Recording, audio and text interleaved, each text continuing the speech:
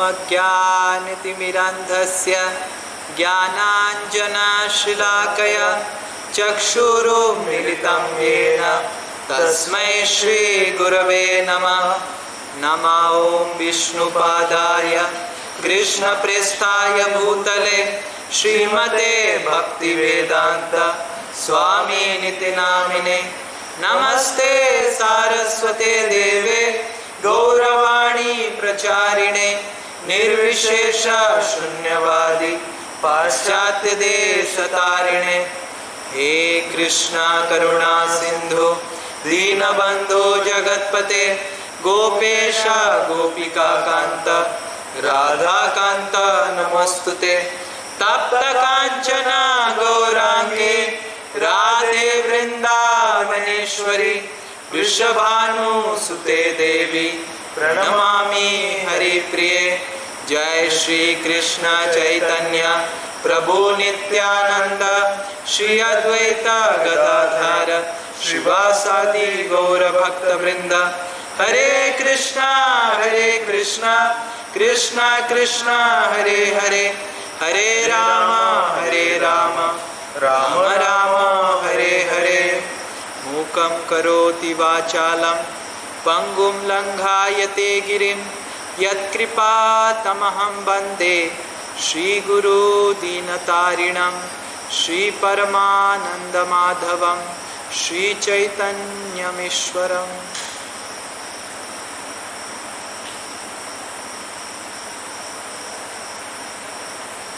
हरे कृष्ण। तो हमने पिछले क्लास में देखा था कि किस तरह श्रील व्यासदेव जी ने बहुत सुंदर तरीके से भागवत का गुणगान किया था। भागवत पठन के बारे में, भागवत में क्या वर्णन किया गया है, हमने CALL के बारे में देखा था कि किस तरह भागवत भगवान की गुण के बारे में बताता है, कैरेक्टरिस्टिक्स ऑफ द लॉर्ड। किस तरह भागवत बताता है कि भगवान कितने अफेक्शनेट है, हाउ कृष्णा कितने करुणामय हैं अपने भक्तों के प्रति। और किस तरह भागवत ये बताता है कि जितने सारे कैटव फॉल्स रिलीजन उसको छोड़ के भगवान के प्रति रति जागृत करना, लॉन्गिंग, ये जीवन का लक्ष्य है। भगवान के प्रति अगर हमारा रति जागृत नहीं हो रहा है तो हमारा जीवन व्यर्थ है, ये भागवत बताता है। और भगवान के साथ किस तरह रिश्ता संबंध स्थापना करना है, अलग अलग लीलाओं से भगवान किस तरह ध्रुव महाराज के साथ, प्रहलाद महाराज के साथ, द्वारका की पत्नियों के साथ, ब्रजवासियों के साथ अलग अलग लीलाओं से भागवत ये सिखाता है कि भगवान के साथ रिश्ता स्थापन करने से ही जीवात्मा को आनंद मिल सकता है। हम सब आनंद की तलाश में हैं। जीवात्मा का वेदांत सूत्र में व्यासदेव बताते हैं कि जीवात्मा का एक गुण होता है आनंदमयो अभ्यासात, कि आनंद की अभ्यास करता रहता है। आनंद की अभ्यास मतलब practice. A for apple, B for boy, तो अभ्यास मतलब प्रैक्टिस। तो जीवात्मा हर वक्त प्रैक्टिस करता रहता है कि किस तरह मेरे को आनंद मिलेगा, पर उसको आनंद मिलता नहीं है।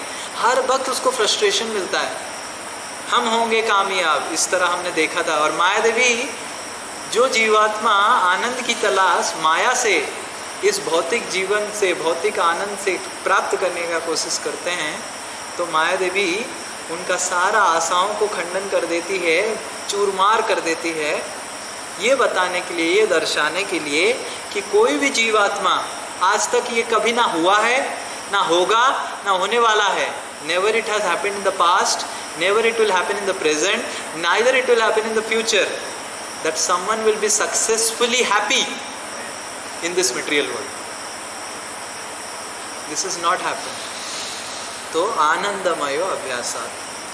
तो आज हम देखेंगे ये सब वर्णन करने के बाद सूत गोस्वामी को सौनक आदि ऋषि पूछते हैं कि बहुत अच्छा भागवत का बहुत सुंदर आपने उल्लेख किया, भागवत के बारे में बताया, भागवत का गुणगान किया, पर हमने सुना कि भागवत तो सुखदेव गोस्वामी ने व्यासदेव से पढ़ाई किया, पर सौनक आदि ऋषि यही पूछते हैं। देखिए आप 7वें अध्याय का प्रथम स्कंद 7वें अध्याय का 9वें श्लोक को खोलिए, 9th श्लोक का। तो सौनक आदि ऋषि पूछ रहे हैं सुत गोस्वामी को कि हमने सुना था कि व्यासदेव ने सुखदेव गोस्वामी को पढ़ाया था, पर हमने ये भी सुना था कि सुखदेव गोस्वामी इतने वैरागी थे कि माता के गर्भ में वो निकल ही नहीं रहे थे, क्योंकि निकलेंगे तो माया में पड़ जाएंगे। तो इतना वैरागी थे कि वो माता के गर्भ से निकल नहीं रहे थे। तो ये सुखदेव गोस्वामी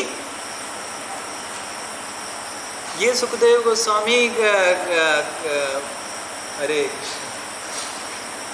सामने बैठ जाइए, सामने बैठेंगे तो अच्छा रहेगा, पीछे क्यों बैठ रहे हैं। तो ये सुखदेव गोस्वामी के बारे में सब जानते हैं सारे ऋषि लोग, क्योंकि सुखदेव महाऋषि थे, सारे ऋषि मुनि के महाजन थे। जैसे सारे बॉलीवुड के एक्टर शाहरुख खान को अपना महाजन मानते हैं, तो शाहरुख खान अमिताभ बच्चन को अपना महाजन मानते थे। तो सारे ऋषि लोग नैमिषारण्य के सुखदेव गोस्वामी को अपना ऋषि मानते थे। तो सौनक आदि ऋषि पूछ रहे हैं सुत गोस्वामी को, हमको पता है कि सुखदेव गोस्वामी इतने वैरागी थे कि माता के गर्भ में से निकल नहीं रहे थे, और तो और निकलने के बाद वो कभी पैंट शर्ट नहीं पहने, डायपर नहीं पहने, उन चतुर्दिशा ही उनके लिए कपड़ा था।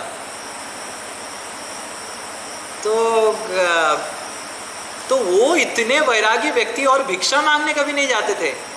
एक जन के घर के सामने खड़े रहेंगे दूध धोने के समय तक, मतलब दूध एक बार निकला, 2 मिनट 1 मिनट हो गया, कोई अगर आया उनको कुछ भिक्षा देने के लिए बस, नहीं तो फिर निकले। इतने बड़े वैरागी पुरुष इतना समय एक जगह बैठ के व्यासदेव से क्यों भला इतना पढ़ेंगे भागवत। तो वो पूछ रहे हैं सौनक आदि ऋषि। सौनक उवाच स वै निवृत्ति निरतः, हर वक्त निवृत्त में, निरतः, रता मतलब रत रहना, निरत मतलब निवृत्त रूप रहना, मतलब प्रिसाइजली बहुत अच्छे से वो रत थे निवृत्ति में। निवृत्ति मतलब इस दुनिया से पूरा निवृत्त थे वो सुखदेव गोस्वामी। सर्वत्रोपेक्षको मुनि, सारे चीजों से सुखदेव गोस्वामी विरक्त थे। कश्यवा भ्रतिम एताम आत्मा राम समभ्यसात, अभ्यासात मतलब अभ्यास किया, सम अभ्यासात मतलब सम्यक रूपेण अभ्यास करना। तो ये जो आत्मा राम मतलब उनको किसी से आनंद की प्राप्ति नहीं था। ये आत्मा राम सुखदेव गोस्वामी क्यों भला इतना कष्ट करके भागवत पढ़े। वो तो ऑलरेडी लिबरेटेड थे, वो ऑलरेडी मुक्त पुरुष थे, वो ऑलरेडी इतने मुक्त थे कि अपने से ही आनंद उपभोग करते थे, उनको आनंद की तलाश नहीं था। जैसे आत्मा राम, हम सब क्या है, रसगुल्ला राम है, पनीर टिक्का राम है, पिज्जा राम है, पास्ता राम है, पर सुखदेव गोस्वामी आत्मा राम है। हम सब रसगुल्ला खाने से ही हमको आराम मिलता है, क्या खिलाया प्रभु, आज के आम्ही खूब सुंदर खिए निलो। हम रसगुल्ला गुलाब जामुन ये सब खाने से ही हमको आनंद मिलता है, पर सुखदेव गोस्वामी ऐसे नहीं थे। सुखदेव गोस्वामी आत्मा राम थे। सुखदेव गोस्वामी सारे आनंद से निवृत्त थे, फिर भी उन्होंने इतना कष्ट करके भागवत क्यों पढ़ा, हमको ये समझना।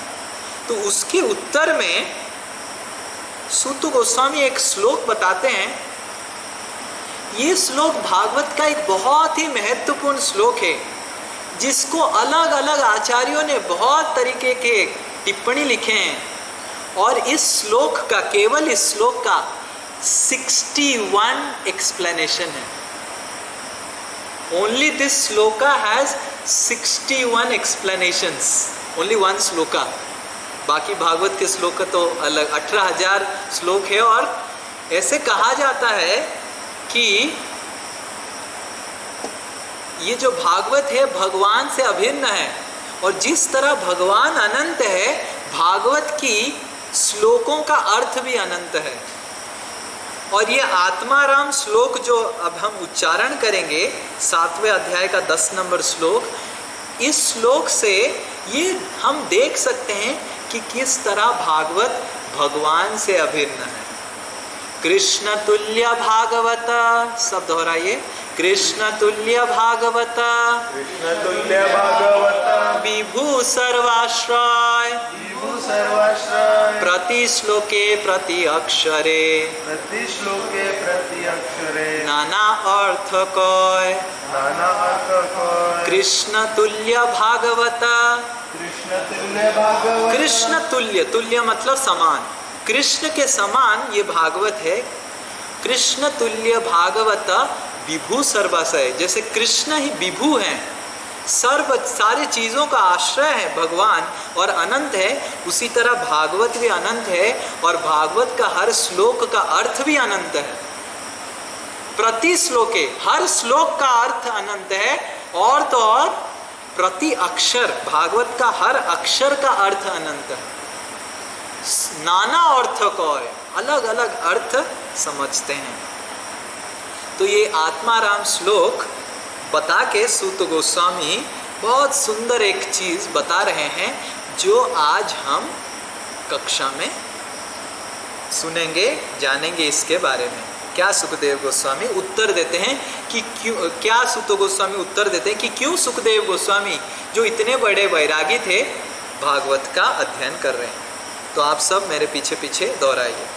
आत्मारामश्च मुनयो, आत्मारामश्च मुनयो, निग्रन्था अप्युरुक्रमे, निग्रन्था अप्युरुक्रमे, कुर्वन्ति अहेतु किं भक्तिं, कुर्वन्ति अहेतु किं भक्तिं, इत्थं भूता गुणा हरि, इत्थं भूता गुणो हरे। आत्मारामश्च मुनयो, आत्मारामश्च मुनयो, निर्गन्था अप्युरुक्रमे, निर्ग्रन्था अप्युरुक्रमे, कुर्वन्ति अहेतु किं भक्तिं, कुर्वन्ति अहेतु किं भक्तिं, इत्थं भूतो गुणो हरि। इत्थं भूतो गुणो हरे। ओम नमो भगवते वासुदेवाय, ओम नमो भगवते वासुदेवाय, ओम नमो भगवते वासुदेवाय, ओम नमो भगवते वासुदेवाय, ओम नमो भगवते वासुदेवाय। ओम नमो भगवते वासुदेवाय। आत्मारामश्च मुनयो, आत्मारामश्च मुनयो, निग्रन्था अप्युरुक्रमे, निग्रन्था अप्युरुक्रमे, कुर्वन्त्यहेतु किं भक्तिं, कुर्वन्ति अहेतु किं भक्तिं, इत्थं भूत गुणो हरि। इत्थं भूतो गुणो हरि। तो ये श्लोक का अर्थ समझने से पहले हम एक कहानी, बहुत सुंदर सा कहानी है। ये श्लोक का अर्थ हम स्वयं चैतन्य महाप्रभु जिस तरह ये श्लोक का अर्थ बताते हैं उसी को हम चर्चा करेंगे।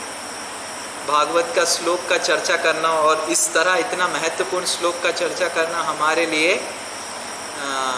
हम कैसे कर सकते हैं, हम बद्ध जीव हैं। पर चैतन्य महाप्रभु जिस तरह इस श्लोक का अर्थ समझाए हैं उसी तरह हम इसको समझने का कोशिश करेंगे। तो जब श्री चैतन्य महाप्रभु संन्यास लिए, संन्यास लेने के बाद चैतन्य महाप्रभु ने निर्णय किया वृंदावन में जाके वास करने का।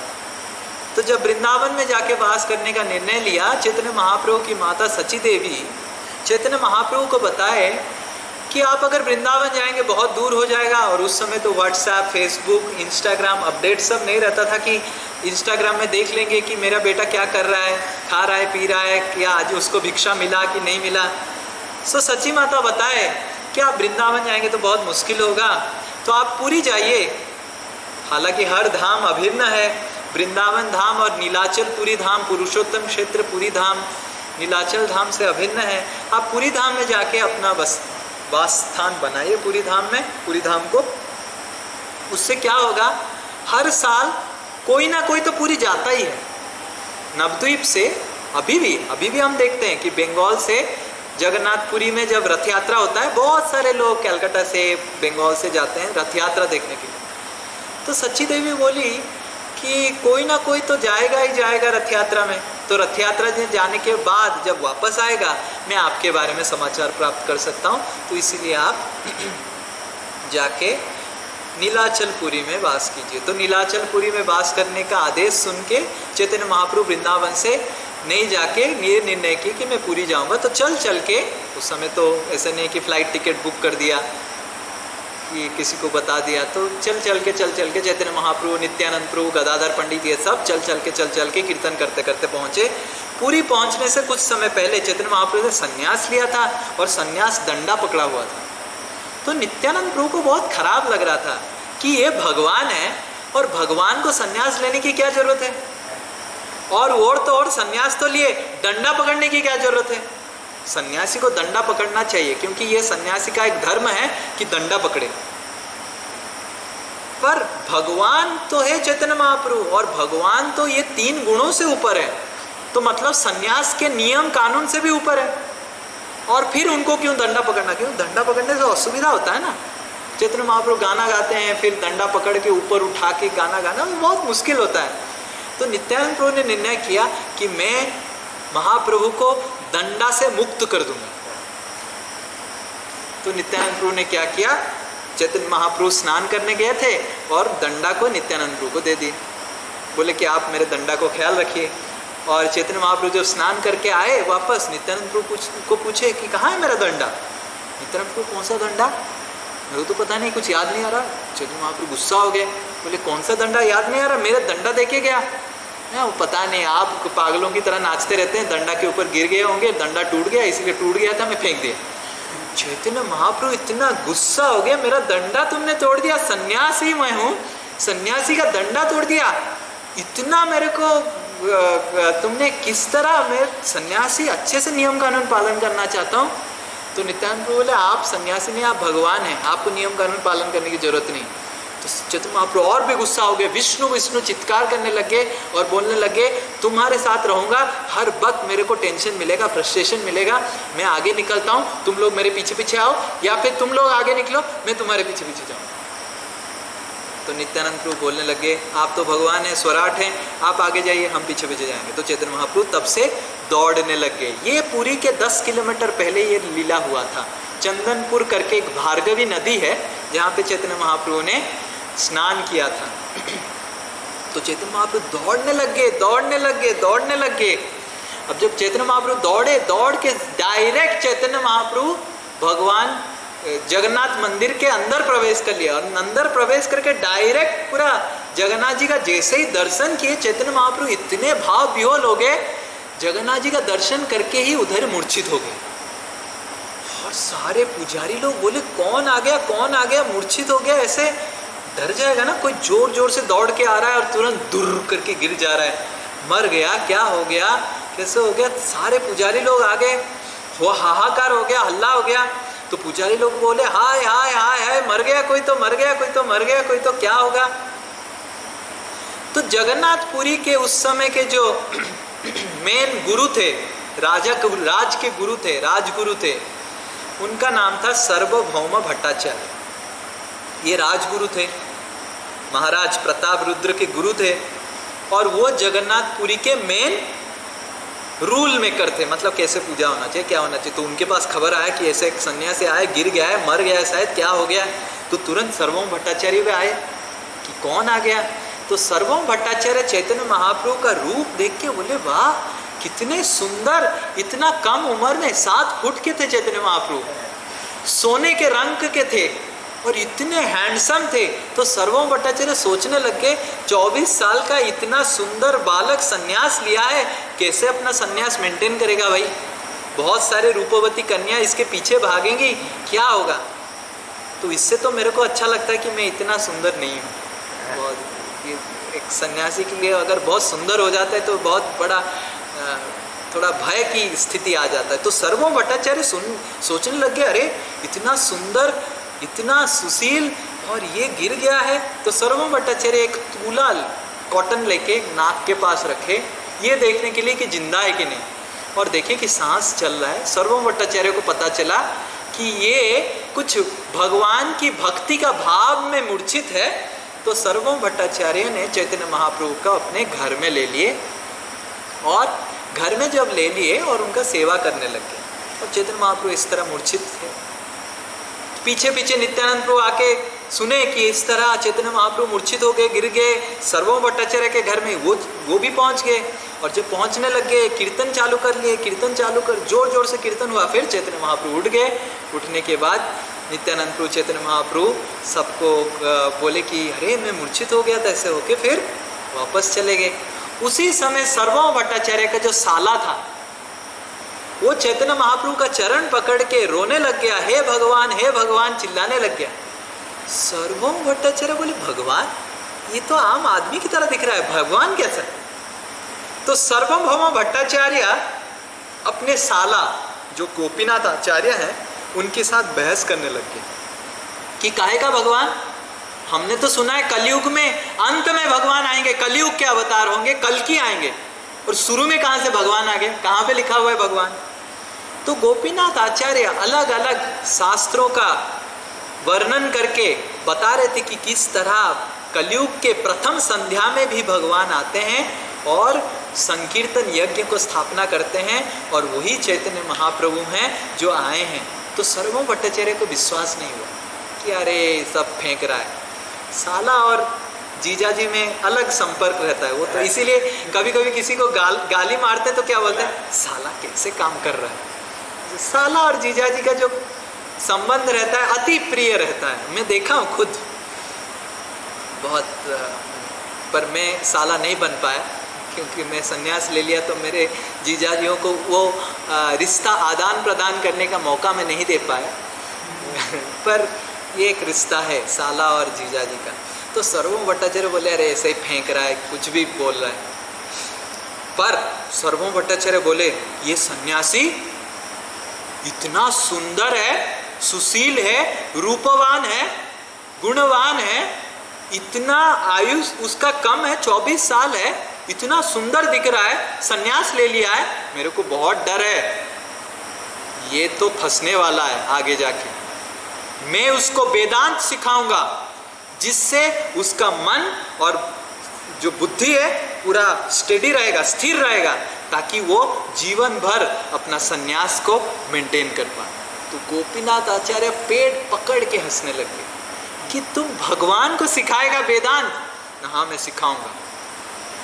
तो नेक्स्ट दिन चैतन्य महाप्रभु जगन्नाथ जी का जब दर्शन करने आए तो सर्वभौम भट्टाचार्य आगे सन्यासी हैं और सर्वभौम भट्टाचार्य गृहस्थ हैं, तो दंडवत मारते हैं। उस समय क्या ऐसा था कि गृहस्थ को, सर्वभौम भट्टाचार्य वृद्ध थे, चैतन्य महाप्रभु जवान थे, सर्वभौम भट्टाचार्य का 50, 55, 60 होगा इस तरह का उम्र, और चैतन्य महाप्रभु 24 साल के होंगे, फिर भी दंडवत मारे। देखिए ये वैदिक सभ्यता है, सन्यासियों को सम्मान करना चाहिए, दंडवत मारना चाहिए। कभी भी देखते हैं हम ऐसे शास्त्र में बताते हैं कि सन्यासियों को अगर दंडवत नहीं मारते हैं तो भूखा रहना चाहिए, पूरा दिन भूखा रहना चाहिए। तो सर्वभौम भट्टाचार्य दंडवत मारे और हाथ जोड़ के बताए कि आप इतने सुंदर हैं, गुणवान हैं, पर मेरे को बहुत भय लग रहा है कि आप इतने रूपवान हैं, इतना सुंदर है आपका शरीर, आप कैसे जीवन भर संन्यास मेंटेन करेंगे? बहुत सारे लड़कियां लोग आपके रूप के पीछे भाग भी सकते हैं, आपका मन कैसे स्थिर रहेगा? मैं आपको वेदांत सिखाने का कोशिश करूंगा, मैं वेदांत बहुत अच्छे तरीके से मैं सिखाऊं। और सर्वभौम भट्टाचार्य बहुत बड़े प्रकांड विद्वान थे। सर्वभौम भट्टाचार्य के वजह से ही नवद्वीप पूरा समग्र विश्व में विद्या का स्थली बन गया था। सर्वभौम भट्टाचार्य इतने विद्वान थे, एक उदाहरण स्वरूप ये बताना चाहता हूँ कि नवद्वीप में सारे विद्या का प्रशिक्षण होता था। Nabadwip was the seat of learning and training for all types of education. But केवल एक ही चीज़ था, लॉजिक, न्याय, जो नवद्वीप में सीखने नहीं मिलता था, जो मिथिला में बहुत श्रेष्ठ मिलता था। और मिथिला के एक जन थे जो न्याय में बहुत प्रवीण थे, पर वो किताब नहीं छापते थे। तो उस किताब नहीं छापेंगे तो पढ़ेंगे नहीं तो दूसरे लोग न्याय में प्रवीण नहीं बन सकते थे, और जो भी उनका क्लास लेने जाते थे वो नोट्स लेने नहीं देते थे, रिकॉर्डिंग करने नहीं देते थे। तो इसीलिए नवदीप सारे विद्या में प्रवीण थे, नवदीप के जो लोग, पर लॉजिक न्याय में मिथिला श्रेष्ठ थे। और सर्वभौम भट्टाचार्य उस समय नवदीप में थे, और नवदीप में सर्वभौम भट्टाचार्य सारे नवदीप वासियों को बोले कि मैं मिथिला जाऊंगा, न्याय सीखूंगा और आके सब कुछ लिख लूँगा। सर्वभौम भट्टाचार्य के इतना मेमोरी शार्प था, वो मिथिला गए, उस व्यक्ति के अंडर में न्याय पढ़े, पूरा सब कुछ छापने तो नहीं दिया वो व्यक्ति, सब कुछ दिमाग में छाप लिए, वापस आके नवदीप सब लिख लिए, और तब नवदीप न्याय में भी श्रेष्ठ हो गए। और ये बात सुन के प्रताप रुद्र पुरी के महाराज जब ये सुने तो सर्वभौम भट्टाचार्य को अपना स्पिरिचुअल एडवाइजर बना दिए। उस समय प्रताप रुद्र महाराज इतने प्रतापी थे, उस समय पुरी से मद्रास तक और बंगाल तक पूरा रूल होता था। From Bengal border till Madras border Puri king Gajapati Raj Pratap Rudra was ruling, and under him Sarvabhauma Bhattacharya was his spiritual adviser. सोचिए क्या बड़ा पोस्ट सर्वभौम भट्टाचार्य का। और इस तरह का प्रवीण विद्वान व्यक्ति सर्वभौम भट्टाचार्य चैतन्य महाप्रभु को वेदांत सूत्र बताने के लिए बताए, वो भगवान को सिखाने के लिए बता रहे हैं। तो चैतन्य महाप्रभु हाथ जोड़ के बहुत विनयी हैं, भगवान चैतन्य महाप्रभु बहुत विनय अवतार हैं, विनय सिखाने आए हैं। तो चैतन्य महाप्रभु हाथ जोड़ के बोले आप मेरे पिता समान हैं, तो मैं जरूर आपसे सीखने आऊँगा। तो चैतन्य महाप्रभु आते हैं सर्वभौम भट्टाचार्य के घर, हर दिन सुबह प्रातः में आते हैं, प्रातः से लेके दोपहर तक सर्वभौम भट्टाचार्य चैतन्य महाप्रभु को वेदांत सूत्र का प्रशिक्षण देते हैं। चैतन्य महाप्रभु एक ऊंचा आसन पे बैठे रहते हैं और सर्वभौम भट्टाचार्य नीचे बैठे रहते हैं। सन्यासियों को ऐसे ही, सन्यासियों को ऊंचा का स्थान दिया जाता है। और पूरा 7 दिन लगातार सर्वभौम भट्टाचार्य चैतन्य महाप्रभु को सिखाते हैं। और चैतन्य महाप्रभु कुछ ना हूँ ना हाँ, जैसे मैं अभी क्लास ले रहा हूँ तो पवन प्रभु हाँ बता रहे हैं, चंद्र प्रभु थोड़ा दांत दिखा रहे हैं, तो मतलब मेरे को समझ रहा है कि आप सब क्लास समझ रहे हैं। अंदर जो ऑनलाइन है मेरे को तो समझ में नहीं आ रहा है कि कौन क्या सो रहा है, कि सुन रहा है, कि क्या कर रहा है। पर कोई अगर हूँ बोलता है, हंस रहा है, दांत दिखा रहा है, मतलब समझ रहा है कुछ। तो चैतन्य महाप्रभु ऐसे बैठे थे और ना आवाज निकाल रहे थे, ना आंख खोल रहे थे, सो नहीं रहे थे, सो गया तो ऐसे हो जाएगा ना, ऐसे शांति से बैठे रहे थे, ना हूँ कर रहे हैं, ना चूँ कर रहे हैं, ना दांत दिखा रहे हैं, ना कुछ नहीं बोले। और सर्वभौम भट्टाचार्य समझा रहे हैं, समझा रहे हैं, समझा रहे हैं। 7 दिन के बाद सर्वभौम भट्टाचार्य महाप्रभु को पूछे कि मैंने 7 दिन लगातार आपको शिक्षा दिया, 6-6 घंटा हर दिन, आपको क्या समझ में आ रहा है? तो चैतन्य महाप्रभु बताया सर्वभौम भट्टाचार्य को, श्लोक तो मेरे को समझ में आ गया, पर आपका जो टिप्पणी है श्लोक का अर्थ जो बता रहे वो समझ में नहीं आ रहा। श्लोक समझ में आ रहा है, पर जो श्लोक का जो आप अर्थ बता रहे वो मेरे को समझ में नहीं आ रहा है। जिस तरह सूर्य बहुत आलोक के स्रोत हैं, पर सूर्य के सामने मैं अगर आंख लगा दूंगा सूर्य दिखाई देगा क्या? उसी तरह आप जो श्लोक बता रहे हैं वो सूर्य के समान है, पर आपका जो अर्थ है आंखों के ऊपर पट्टी लगाने की तरह है और वो समझ में नहीं आ रहा है। सर्वभौम भट्टाचार्य जब चैतन्य महाप्रभु से सुने, समझ रहे हैं, he is world famous scholar,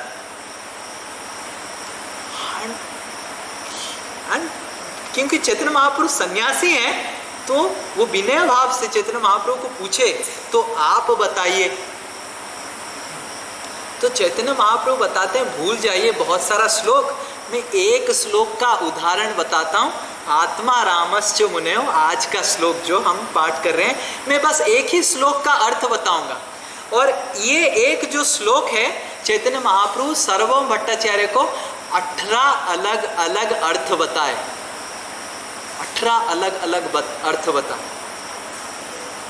और जब सर्वभौम भट्टाचार्य 18 अलग अलग अर्थ इस श्लोक का सुने, सर्वभौम भट्टाचार्य का इंटेलेक्चुअल शॉर्ट सर्किट हो गया, बुद्धि का पूरा शॉर्ट सर्किट हो गया कि बोला कोई अगर ऐसा कर सकता है मतलब ये स्वयं भगवान है। उसी समय सर्वभौम भट्टाचार्य चैतन्य महाप्रभु के पैर पकड़ लेते हैं, चरण पकड़ लेते हैं और चरण पकड़ के रोने लगते हैं कि मेरे साला गोपीनाथ आचार्य बताता था कि आप भगवान हैं, अभी मेरे को पता चला है स्वयं भगवान है, आप मेरे को छुपाइए मत, आप दर्शन दीजिए।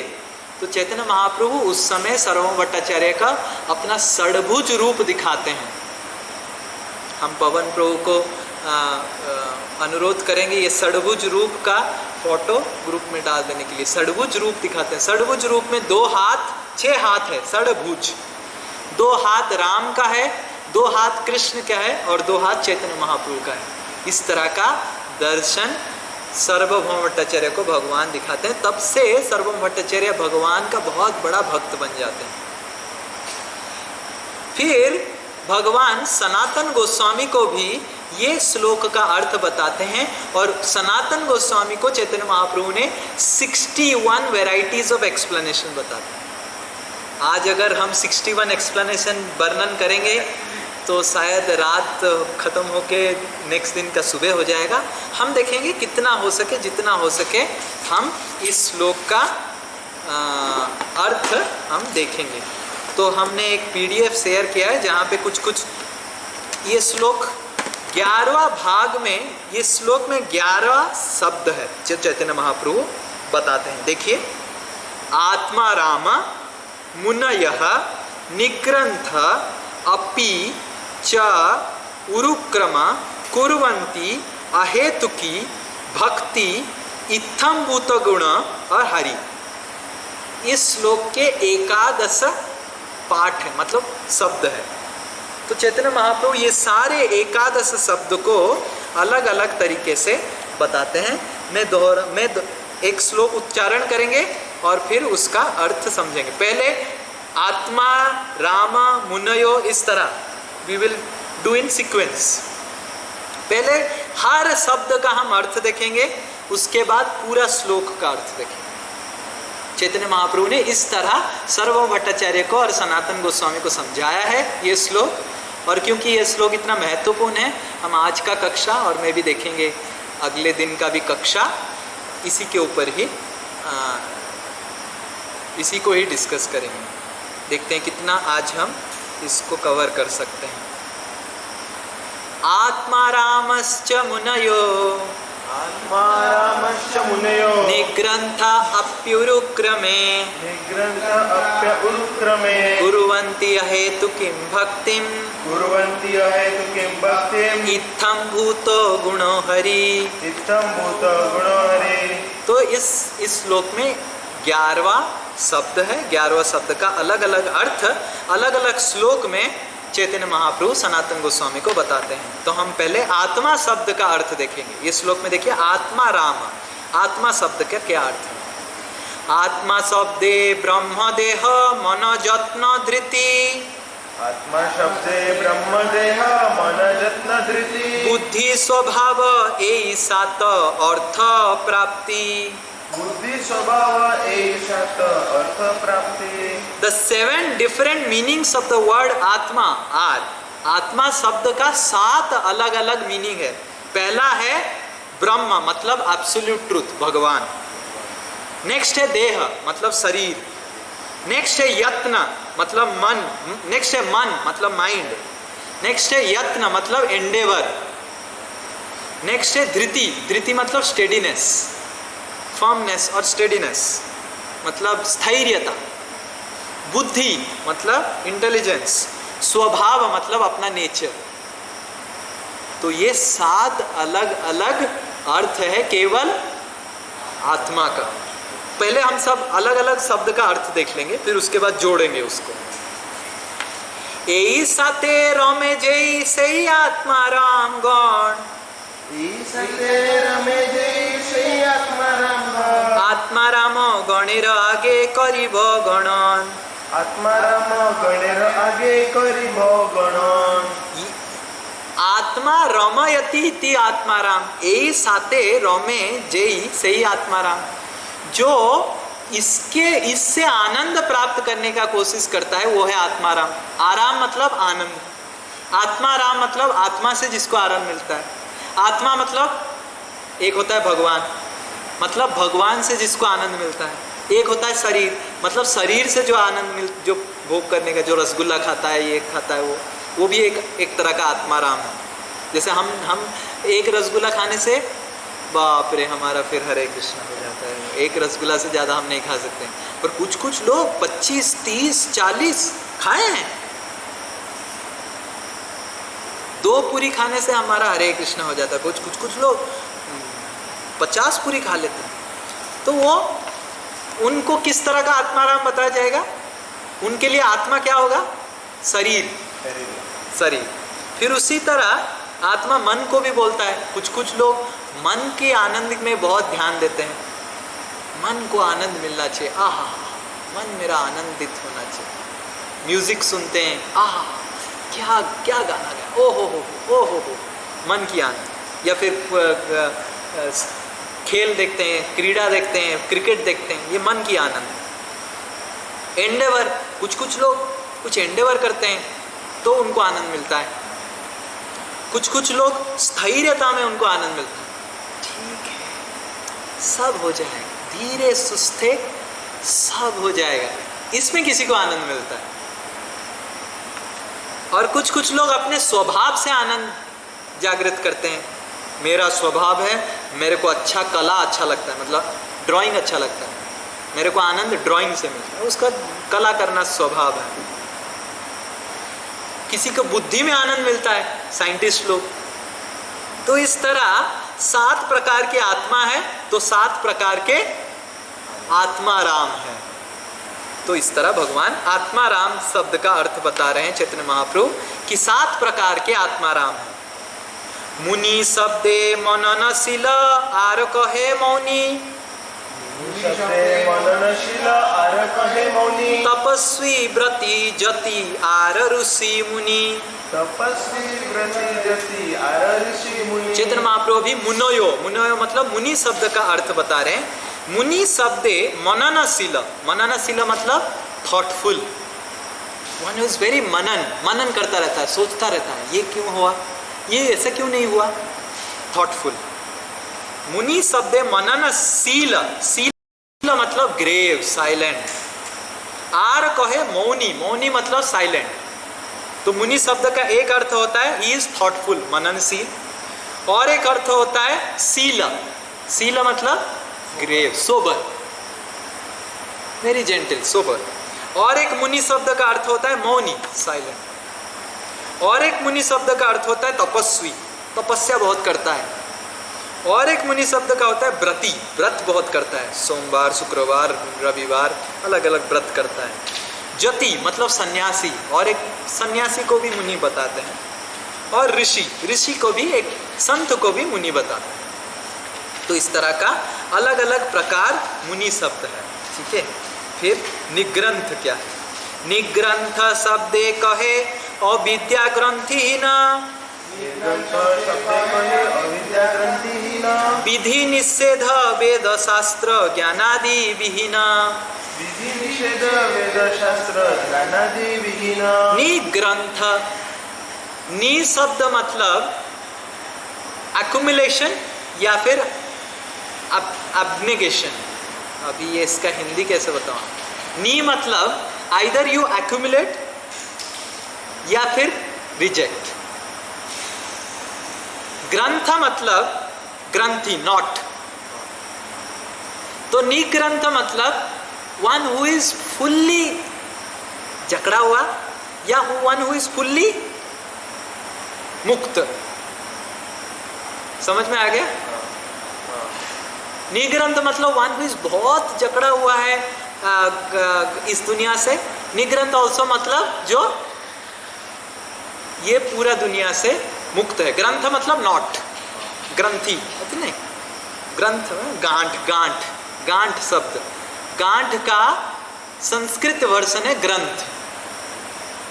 ग्रंथ नहीं, वो जो भागवत ग्रंथ नहीं, ग्रंथि, ग्रंथ तो निर्ग्रंथ, निर मतलब he is completely devoid of all ग्रंथ। विधि निषेध वेद ज्ञान, वो सारे जितने सारे नियम कानून हैं उससे भी मुक्त है। या फिर वो शास्त्र ज्ञान, शास्त्र के हिसाब से जैसे चलना चाहिए, मतलब basically either he is a fully madman या फिर ही इज ए बिग महापुरुष। समझ में आ रहा है? Either he is a big madman, कौन नियम कानून फॉलो नहीं करता है? आइदर ही इज ए सन्यासी और ही इज ए मैडमैन। जैसे हमारे एक महाराज जी हैं, सुखदेव महाराज, इस्कॉन में, तो ट्रेन में जा रहे थे और टिकट नहीं काटे थे क्योंकि पैसा नहीं था। उस समय इस्कॉन में बहुत कमी था, अभी तो इस्कॉन में है कि टिकट हम काट पा रहे हैं। उस समय महाराज जी के पास बहुत पैसा कम था, कुरुक्षेत्र मंदिर के अध्यक्ष थे और बिल्कुल पैसा वैसा कुछ नहीं था। तो महाराज ट्रेन में उठ गए और जब ट्रेन में उठ गए टीटी आया, महाराज जी टिकट, तो महाराज जी बताए सन्यासी से टिकट मांगेगा अगले जन्म में कुत्ता बनेगा। तो टीटी पूरा डर गया, बाप रे, महाराज जी नहीं कुत्ता नहीं बनना है, मनुष्य ही बनना है, तो छोड़ दिया। तो ये महाराज जी का अलग टेक्निक था, आप अप्लाई मत कीजिए, मैं तो टिकट काटता हूँ। तो कौन टिकट नहीं काटता है? एक तो कोई महाराज जी की तरह होगा या फिर पागल, पागल कभी टिकट काटता है, वो घुस जाता है। टीटी पागल को कभी टिकट नहीं मांगता है कि नहीं? वो खुद पागल हो जाएगा टिकट मांगेगा तो इसी तरह निग्रंथ मतलब आइदर वो पूरा महाभागवत है, ये सारे वेद शास्त्र जो भी विधि विधान है सबसे निग्रंथ है, या फिर पागल है। Granth also means wealth, granth also means buddhi, intelligence. तो निग्रंथ मतलब one who is very very intelligent और one who is fully mad. Nigranth also means one who is very very rich person और one who is completely poor person. तो वो next verse में भी चैतन्य महाप्रभु बोलते हैं, मूर्ख नीच म्लेच्छ आदि शास्त्र रिक्तगण,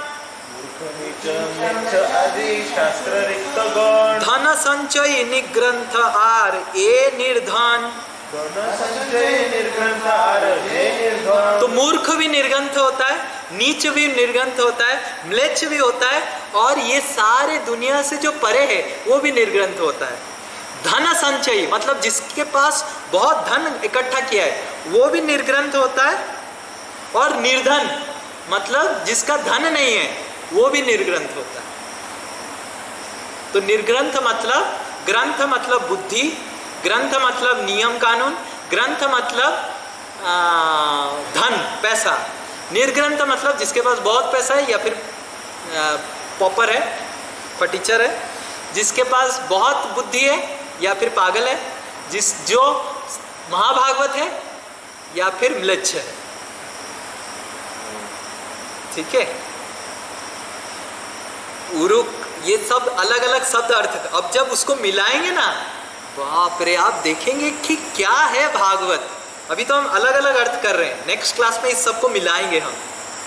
मतलब शरीर ले लेंगे, आत्मा का अर्थ शरीर ले लेंगे, और निग्रंथ धन संचय ले लेंगे। मतलब समझ रहे, परमुटेशन कॉम्बिनेशन। तो किस तरह कितना अर्थ निकलेगा एक श्लोक का, समझिए। तो ये हम नेक्स्ट में देखेंगे, आज तो नहीं हो पाएगा, समय हो गया है। आज हर शब्द का अर्थ देख लेते हैं। उरुक्रम शब्द कहे बड़ जार क्रम, क्रम शब्दे कहे एई पाद विक्षेपण। उरुक्रम का मतलब होता है, क्रम मतलब स्टेप, उरु मतलब बड़ा, उरुक्रम मतलब जिसका स्टेप बहुत बड़ा है। किसका स्टेप बहुत बड़ा है? सबसे बड़ा है वामन देव। वामन देव का स्टेप इतना बड़ा था, एक पेड़ स्टेप से ही वो पूरा स्वर्ग लोक तक, ब्रह्मा लोक तक पूरा नाप दिए थे एक स्टेप से। तो मतलब भगवान। क्रम मतलब ऑल्सो कि सिस्टमैटिक, क्रम से बताए। और उरुक्रम मतलब सबसे सिस्टमैटिक, सबसे ऑर्गेनाइज्ड। कौन है सबसे ऑर्गेनाइज्ड? भगवान ऐसे ऑर्गेनाइज्ड है, भगवान का सृष्टि ऐसे ऑर्गेनाइज्ड है, इतना हार्मोनियस है। आज तक कभी भी हिस्ट्री में ऐसा नहीं हुआ कि सूर्य उदय नहीं हुआ है और लोग घड़ी देख रहे हैं, अरे क्या हो गया, 6 बज गया, सूर्य उदय नहीं हुआ है। तो वो उरु क्रम मतलब जिसका क्रम सबसे उरु है, जिसका सिस्टम सबसे सिस्टमैटिक है, ज्यादा। क्रम मतलब सिस्टम है ना, क्रम से बताया, सिस्टम, सिस्टमैटिक। और क्रम मतलब फोर्स, मतलब स्ट्रॉन्ग, पावर। और उरुक्रम मतलब who is very very powerful. क्रम मतलब ऑल्सो स्टेप, और उरुक्रम मतलब जो हर स्टेप में अलग अलग कर्म करता है, अलग अलग लीला करता है। भगवान है ना, हर स्टेप में भगवान अलग अलग लीला करते हैं। पदम पदम में भगवान इतना इतना लीला किए हैं। ब्रज में आप जाएंगे, 84 कोस है ब्रज, 84 कोस में अनंत लीलाएं भगवान ने किया। हर क्रम में भगवान का अलग अलग लीला है, ये भगवान का इसलिए उरुक्रम है। तो इसी तरह देखिए, उरुक्रम शब्द का ही इतना अर्थ है। क्रम मतलब शक्ति, क्रम मतलब स्टेप, क्रम मतलब सिस्टमैटिक, उरु मतलब शक्तिशाली। शक्ति कंप परिपाती जुक्ति शक्ति आक्रमण, चरण चलने काम पाइल त्रिभुवन। क्रम also means power, trembling, systematic method, argument, a forcible attack by stepping forward. और उरुक्रम मतलब जिसका हर स्टेप के ऊपर अलग अलग आर्ग्यूमेंट बताया जा सकता है कि नहीं, भगवान ने ऐसे स्टेप लिया, क्यों लिया। You can make one thesis, और कोई और एक थीसिस कर सकता है। और इस तरह हुआ है। हम जब 10वें स्कंद में जाएंगे, ऐसे बताया जाता है कि पूतना जब भगवान को देखने आई, उठाने आई, तो भगवान ने आंख बंद कर दिया। मतलब एक स्टेप क्या हुआ भगवान का, आंख बंद किया। और शास्त्र में बताया जाता है, एटलीस्ट हमारे आचार्य लोग 14 से ज्यादा रीजन बताते हैं कि भगवान ने आंख क्यों बंद किया। कोई आचार्य बताते हैं कि भगवान ने आंख बंद कर दिया कि रामचंद्र जब आया था तब लेडीज फर्स्ट किया था ताड़का, अभी कृष्ण आया फिर से लेडीज फर्स्ट। बाबा, मेरा तो पूरा इज्जत चला जाएगा, इसलिए आंख बंद कर दिया। मैं नहीं देखना चाहता हूँ, मेरा इज्जत क्या होगा रे बाबा, लेडीज फर्स्ट हर समय करना पड़ रहा है मेरे को। तो इस तरह अलग अलग 14 अलग अलग रीजन बताए कि भगवान ने आंख क्यों बंद किया पूतना को मारने से पहले। तो मतलब हर क्रम में, हर स्टेप में भगवान का इतना आर्ग्यूमेंट है, इतना आप थीसिस लिख सकते हैं। और भगवान का हर क्रम इतना शक्तिशाली होता है। तो इस तरह उरुक्रम का अलग अलग विवरण हो सकता है। कुर्वन्ति पदई परस्मै पदः, कुर्वन्ति पदई कृष्ण सुख निमित्त भजने तात्पर्य कह। कृष्ण सुख निमित्त भजने तात्पर्य। और कुर्वन्ति का अर्थ मतलब कुर्वन्ति किसी के लिए कुछ करना, कुर्वन्ति मतलब किसी के लिए कुछ करना। और जब कृष्ण सुख के लिए करते हैं वो कुर्वन्ति क्या हो जाता है, अहेतु की भक्ति हो जाता है। देखिए, कुर्वन्ति के बाद क्या शब्द आता है, अहेतु की भक्ति। तो कुर्वन्ति मतलब करना, किसी के लिए करना। जैसे पवन प्रभु आज मेरे लिए फेसबुक रिकॉर्डिंग में सहाय्य किए, मतलब कुर्वन्ति।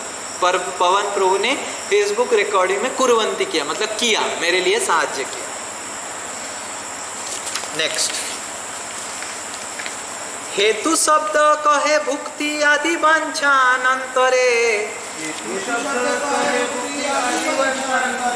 भुक्ति सिद्धि मुक्ति मुख्य ए 3 प्रकारे। अहेतुकी, नेक्स्ट शब्द क्या है देखिए, कुर्वन्ति के बाद अहेतुकी। अहेतुकी को समझाने के लिए भगवान चैतन्य महाप्रभु पहले बता रहे हेतु क्या है, फिर अहेतु। हेतु मतलब कॉज,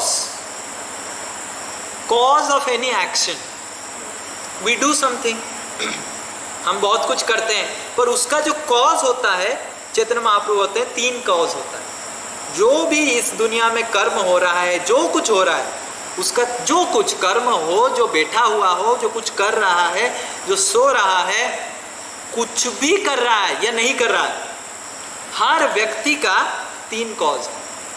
आइदर भुक्ति, वो भोग करना चाहता है, या मुक्ति, वो इस दुनिया से मुक्त होना चाहता है, या सिद्धि, कुछ स्किल लाभ करना चाहता है। आइदर ऑफ दिस 3 में वो कैटेगरी में पड़ता है। एनी वर्क और no work, whatever is happening in this world has 3 causes: भुक्ति, मुक्ति, सिद्धि। Either there is the cause of trying to enjoy भुक्ति, या फिर there is a cause to get out of the world, बचा लो, उठा लो, ऐसे लोग बोलते हैं ना, और नहीं हो रहा है, इस दुनिया का कष्ट और सहन नहीं कर पा रहा हूँ। या फिर सिद्धि, मेरे को उसको कंट्रोल करना है, मैं पावरफुल बनूंगा, मैं राजा बनूंगा, मैं शक्तिशाली बनूंगा, ये सिद्धि काम है। एक भुक्ति कहे भोगो अनंत प्रकार, सिद्धि अष्टादश मुक्ति पंचविधाकार। भुक्ति जो होता है बहुत प्रकार के होता है। कोई पिज्ज़ा खा के भुक्ति करता है, कोई पास्ता खा के करता है, कोई पानी पूरी खा के करता है, कोई चाउमीन खा के करता है, कोई पूरी सब्जी खा के करता है, कोई सो के करता है, कोई उठ के करता है, कोई किसी को गाली मार के करता है, कोई किसी से गाली सुन के करता है, कोई शादी करके करता है, कोई बिना शादी करके करता है, कोई बिना शादी करके शादी करने का सब कुछ कर लेता है। ऐसे भी होता है ना, खाली नाम के वास्ते वो शादी नहीं किया पर सब कुछ कर रहा है। प्रभुपाद उन सब लोगों को बैचलर डैडी बताते थे। कलकत्ता में बहुत सारे इस तरह है, बैचलर डैडी, बैचलर है पर डैडी है। तो इस तरह भुक्ति अनेक प्रकार है, इतने प्रकार है कि चैतन्य महाप्रभु बोले मैं वर्णन नहीं कर सकता। और सिद्धि अष्टादश है, 18 टाइप के सिद्धि आशा है।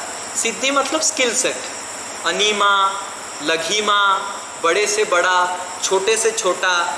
जैसे एक सिद्धि है, मैं इधर बैठा हुआ हूँ कैलकाटा में, और मैं क्या करूँगा, दिल्ली में करण प्रभु क्या कर रहे हैं, और करण प्रभु ने थाई करी बनाया, तो मैं ऐसे हाथ बढ़ाऊँगा और करण प्रभु का थाई करी खा लूँगा। तो ये प्रकार का सिद्धि है।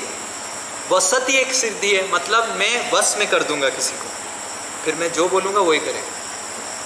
तो इस तरह का 18 प्रकार की सिद्धियां हैं। और अष्टादश, और मुक्ति 5 प्रकार की मुक्ति है। सायुज्य मुक्ति, सारूप्य मुक्ति, सालोक्य मुक्ति, सारिष्टि मुक्ति और सामीप्य मुक्ति।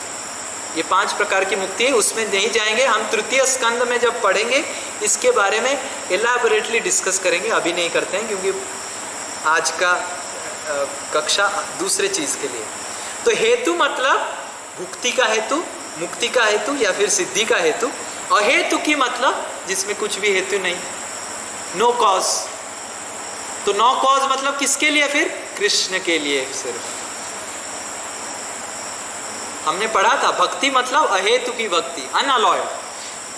मतलब मैं कुछ आशा के लिए भगवान का भक्ति नहीं कर रहा हूँ कि हे भगवान आज मेरा ग्रोसरी नहीं आया, ग्रोसरी भिजवा दो।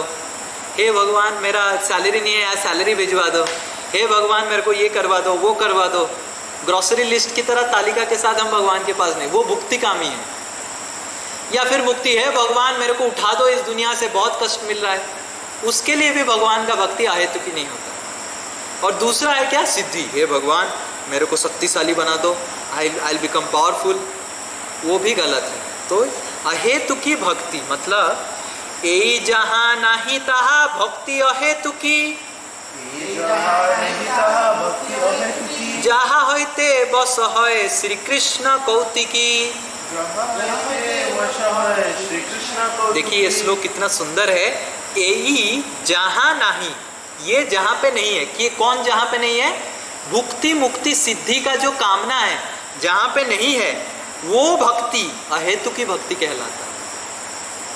जिस भक्ति में भुक्ति की कामना नहीं है, मतलब भोग करने का कामना नहीं कि मेरे को भगवान ये दे दो वो दे दो,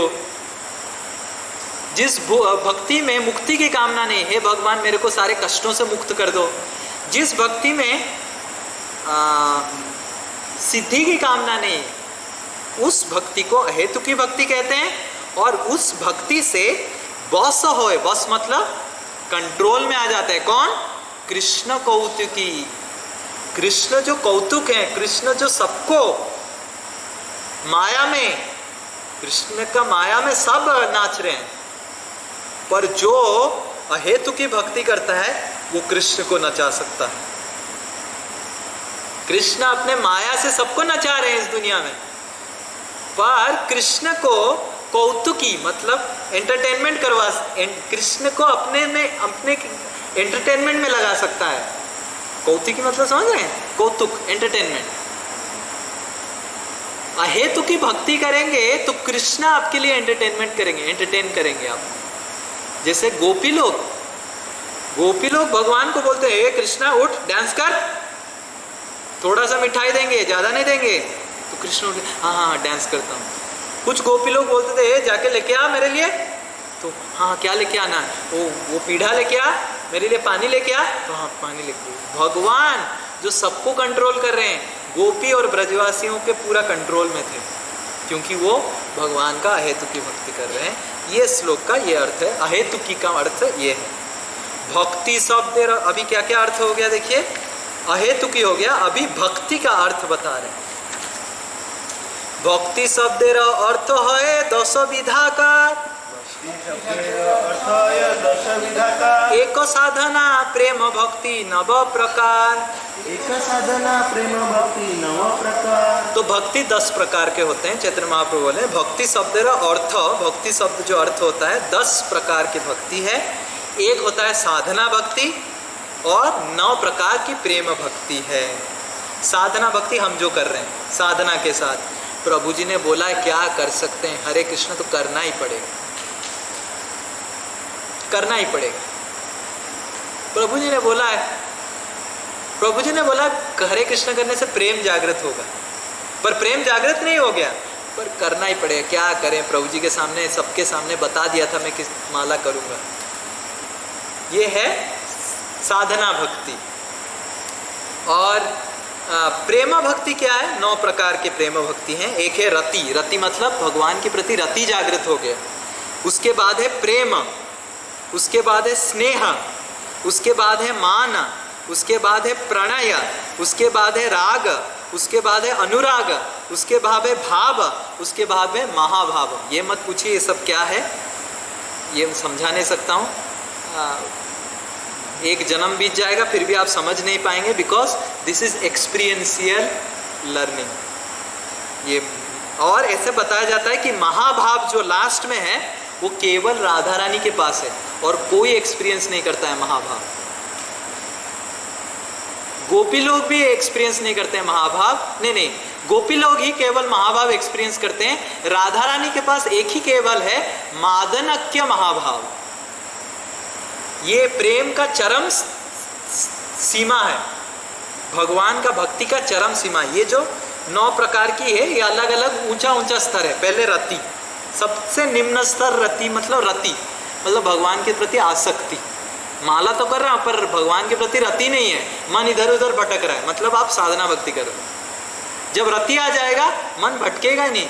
हे भगवान हरे कृष्णा कृष्ण कृष्ण हरे हरे, हरे राम राम राम हरे हरे। वो रति का स्टेज है कि मन इधर उधर भटकेगा ही नहीं। और उसके ऊपर प्रेम, मतलब प्रेम से अश्रु बहने लग जाएगा। हे भगवान, भगवान दर्शन करने लग जाएंगे, भगवान का बातचीत सुनाई दे जाएगा आप सबको। ये आप सबका हो रहा है क्या? नहीं हो रहा है ना, तो मतलब साधना भक्ति कर रहे हैं। उसके बाद स्नेह, आपके शरीर में विकार स्टार्ट हो जाएगा स्नेह से। उसके बाद प्रणय, आप बातचीत करने लगेंगे। राग, अनुराग, भाव, महाभाव। और ये महाभाव केवल गोपियों में ही दिखाई देता है और राधा रानी में केवल मादनक्य महाभाव दिखाई देता है। ये 9 प्रकार की ऊंचा ऊंचा स्तर है, हमारे लिए बहुत परे है, हम तो किंडरगार्टन के हैं। पर चैतन्य महाप्रभु ये सब कुछ हमको देने के लिए फ्री में आए हैं। अगर हम अच्छे से भक्ति करेंगे, श्रील प्रभुपाद जी का पद कमल जैसे जैसे बताएं उसको पालन करेंगे तो जरूर महाभाव स्टेज में पहुंच सकते हैं इसी जीवन। इत्थम भूत शब्देर अर्थ पूर्णानंदमय, जार आगे ब्रह्मानंद तृण प्राय है। इत्थम भूत मतलब पूर्णानंद, मतलब ऐसा आनंद, इतना आनंद कि इस भौतिक शरीर से जो कष्ट मिलता है उस कष्ट जब चला जाता है तो हमको एक आनंद मिलता है। देखा है, इस शरीर हमको कभी कभी कष्ट देता है, जब शरीर का कष्ट चला जाता है हमको एक प्रकार का आनंद मिलता है, तो उसको मुक्ति का आनंद बोलते हैं। तो उसी तरह ये संसार से जब मुक्त हो जाते हैं तो हमको एक आनंद मिलता है, तो वो आनंद एक ड्रॉप होता है ये भगवान का भक्ति का आनंद के कंपैरिजन, तो वो है इत्थम भूत। इत्थम भूत मतलब अगर आनंद को आप दूध के साथ तुलना करेंगे, इत्थम भूत मतलब खोया। समझ में आ गया? ये सिंपल उदाहरण है आपको समझने के लिए कि इत्थम भूत क्या है। इत्थम भूत मतलब आनंद अगर मिल्क है, इत्थम भूत खोया है। आप समझ गए ना? मावा समझते हैं ना? मावा कंडेंस्ड मिल्क, बस। सर्वाकर्षक सर्वालाधक महारसायन, आपनार बले करे सर्व विस्मरण। और कृष्ण ही वो व्यक्ति हैं, सर्व आकर्षक हैं, सबको आनंद ऐसे देते हैं कि सबको विस्मित कर देते हैं अपने शक्ति से। और ये कृष्ण भक्ति का आनंद है। कृष्ण भक्ति जो करता है इतना आनंद उसको मिलता है कि खोआ जैसे आनंद मिलता है, कंडेंस्ड आनंद मिलता है, वो है इत्थम भूत। भुक्ति मुक्ति सिद्धि सुख छाड़े जार गंधे, अलौकिक शक्ति गुणे कृष्ण कृपाए बंधे। अलौकिक शक्ति गुणे कृष्ण कृपाए बंधे।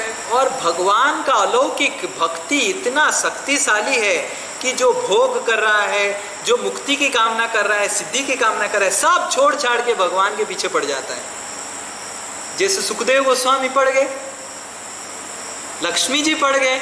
आप वृंदावन में जाएंगे, लक्ष्मी जी तपस्या कर रहे हैं, काहे? मेरे को रास लीला में प्रवेश करना, तपस्या कर रहे हैं। लक्ष्मी जी, ब्रह्मा जी पत्थर बन गए वृंदावन में, शिव जी पर्वत बन गए वृंदावन में। सोचिए, तो ये भगवान है। तो भगवान का आकर्षण इतना तीव्र है, पागल हो गए, पागल हो जाते हैं, क्योंकि इतना आनंद मिल रहा है, इसलिए तो पागल। हमने वो आनंद का भी उपभोग नहीं किया है, इसलिए हमको कुछ नहीं लगता है। जैसे एक सियार था, फॉक्स, वो एक दिन अलग अलग जगह घूम रहा था, देखा बहुत सुंदर सुंदर फल झूला हुआ, ग्रेप्स। वो किया, गया नहीं, तो उसको क्या लगा, खट्टे खट्टे खट्टे। तो हम भी ऐसे ही हैं, भगवान का नाम का मिठास हमको प्राप्त नहीं होता है तो हमको क्या लगता है, कुछ मीठा नहीं, कुछ मीठा नहीं, ये सब बकवास है। प्रभु जी खाली फेंकते रहते हैं क्लास में, शास्त्र पूरा फेंकता रहता है, कुछ मीठा नहीं। भगवान मीठे नहीं, भगवान का नाम भी मीठा नहीं, भगवान का लीला भी मीठा नहीं। तो ये सियार जैसा है, हम सब सियार हैं, खाली वाह वाह वाह वाह करते हैं, भगवान का नाम तो लेते हैं, पर सियार जैसे करता है ना, वाह वाह हरे कृष्णा हरे कृष्णा। तो सियार जैसे नाम लेने से आपको आनंद नहीं मिलेगा, आपको खट्टा ही लगेगा। पर नम्रता से, विनय पूर्वक से, अगर प्रार्थना पूर्वक भगवान का नाम लेंगे तो जरूर आनंद उपभोग करेंगे, नहीं तो भगवान का नाम क्या लगेगा, खट्टा है। तो इधर बता रहे हैं कि भुक्ति मुक्ति सिद्धि का जो सब आनंद है, भगवान की भक्ति के सामने, भगवान का नाम के सामने, लीला के सामने, रूप के सामने सब फीका पड़ जाता है। गुण शब्देर अर्थ कृष्णेर गुण अनंत, गुण शब्देर अर्थ कृष्णेर ईश्वर गुणानंत सच्चिद रूप गुण सर्व पूर्णानंद। सच्चिद रूप गुण सर्व परमानंद। गुण का मतलब कृष्ण का गुण, और कृष्ण का गुण क्या है? सच्चिदानंद। ये दुनिया से परे है। और कृष्ण का अलौकिक गुण इतना है कि सबको आकर्षित कर देता है। मतलब पेड़ पौधे गाय, मनुष्य तो छोड़ दो, देवता तो छोड़ दो, बड़े बड़े महाभागवत तो छोड़ दो, पेड़ पौधा गाय भी आकर्षित हो जाते थे भगवान। और हमने देखा है चैतन्य महाप्रभु जब वृंदावन जा रहे थे, शेर लोग भी आकर्षित हो गए थे, नृत्य करने लग गए थे हरे कृष्ण करके। श्रील प्रभुपाद जी उधर बताते हैं कि चैतन्य महाप्रभु ने शेरों को डांस करवा दिया हरि नाम में। मैं एटलीस्ट मनुष्य को तो डांस करवा दूं, इसीलिए मैं विदेश आया हूं।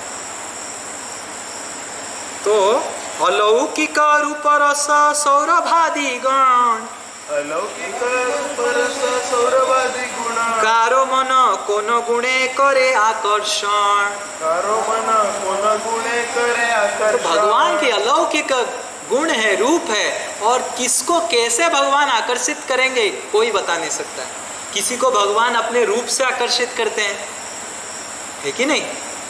किसी को भगवान अपने गुण से आकर्षित करते हैं, किसी को भगवान अपनी कृपा से आकर्षित करते हैं, किसी को भगवान अपने ज्ञान से आकर्षित करते हैं। भगवान का अलग अलग गुण है और सबको भगवान आकर्षित करते रखते हैं। और इसीलिए भगवान का नाम है Krishna.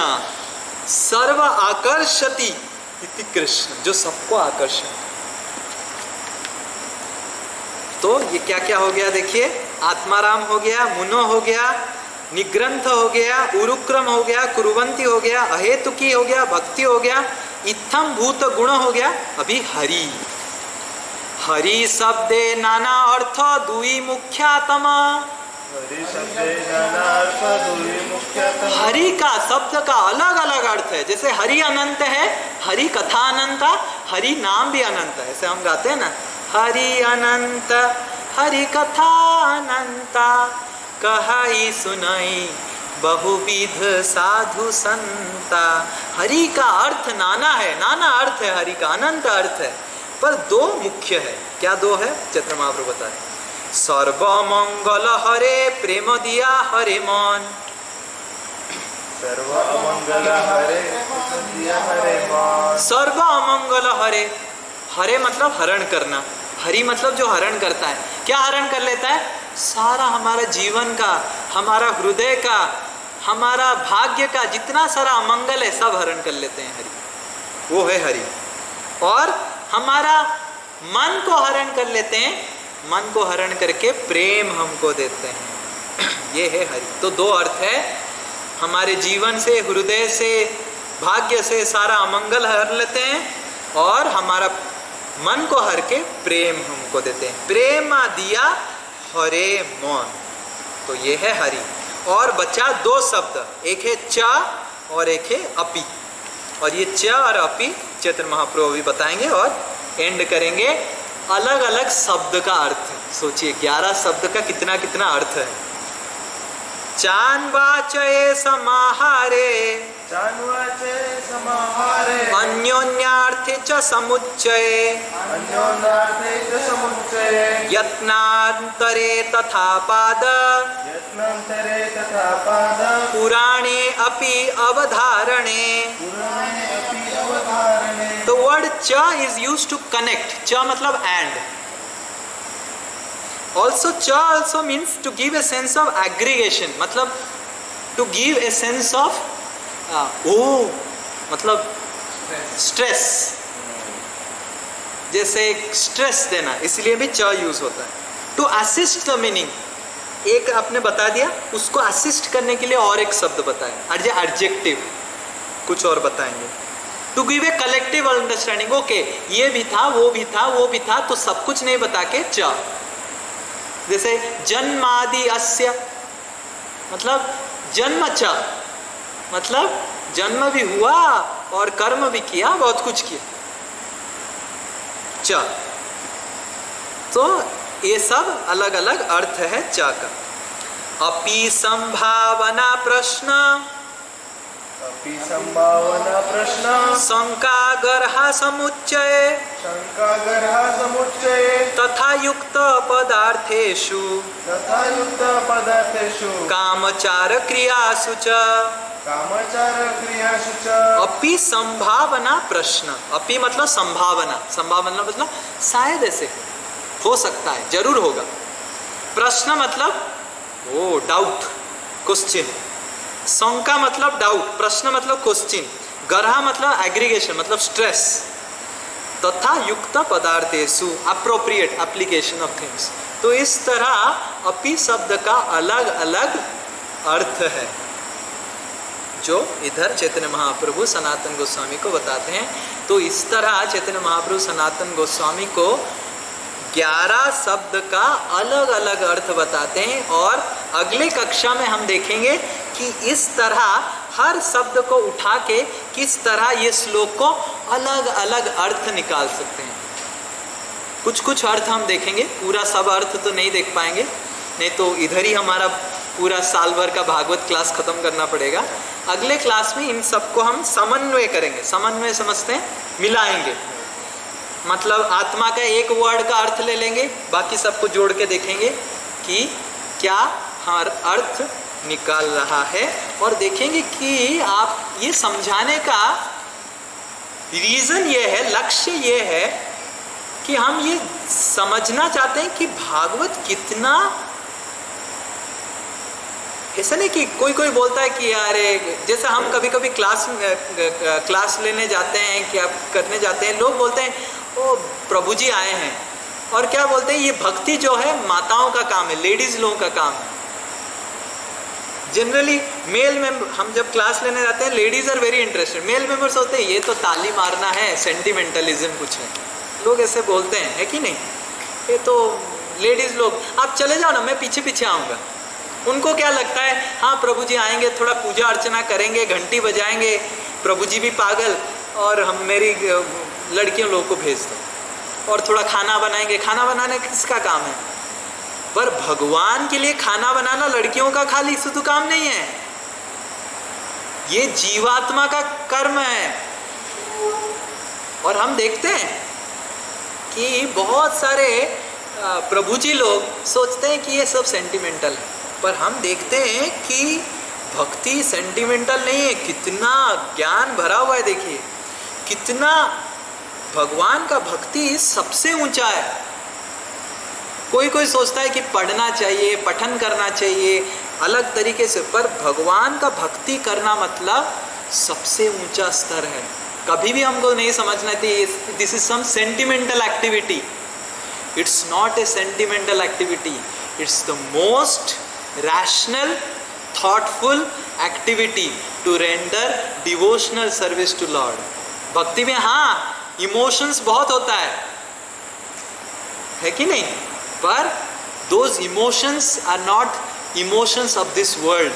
Those emotions have lot of scriptural and scientific and intellectual knowledge, basis of knowledge is there behind those emotions.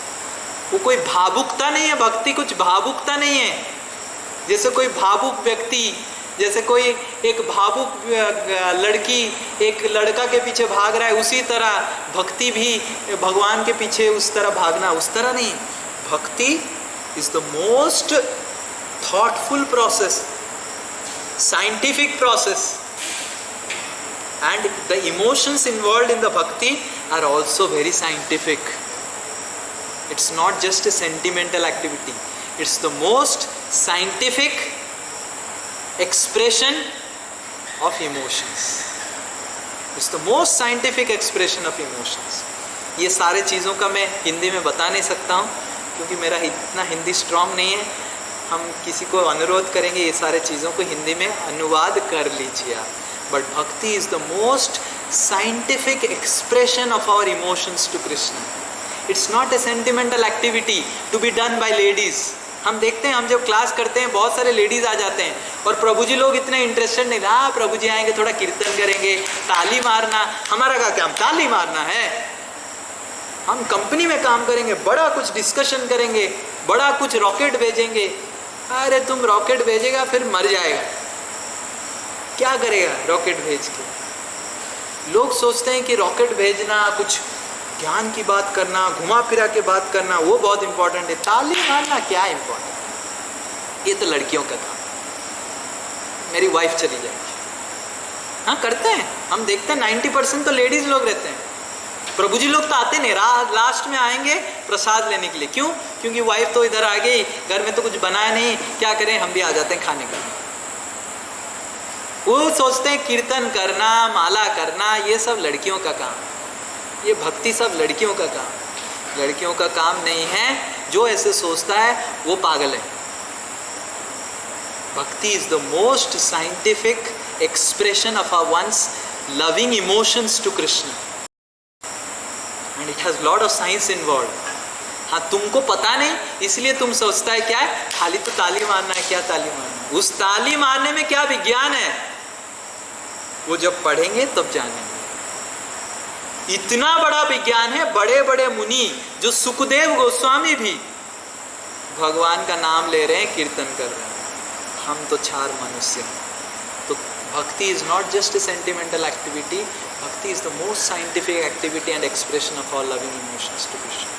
तो ये गलत फहमी से हमको दूर रहना चाहिए। और नेक्स्ट क्लास में हम देखेंगे कि किस तरह ये श्लोक का अलग अलग अर्थ निकल सकता है। इस शब्द को अलग अलग अर्थ को जोड़ के अलग अलग हम अर्थ निकल सकते हैं।